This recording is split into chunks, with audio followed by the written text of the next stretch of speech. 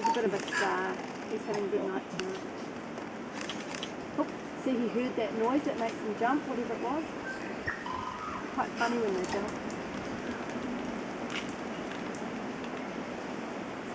And what he's doing now is sticking his, well, he was sniffing, putting his bill into the ground to sniff out worms.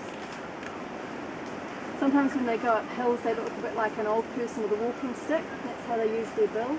It's a bit of a third leg. And from here you should be able to see how big his feet are. Really good for raking down the bodies of other kiwi they don't like, and for climbing up hills.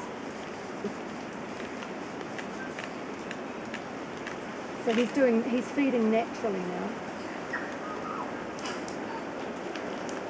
Everybody got a good view?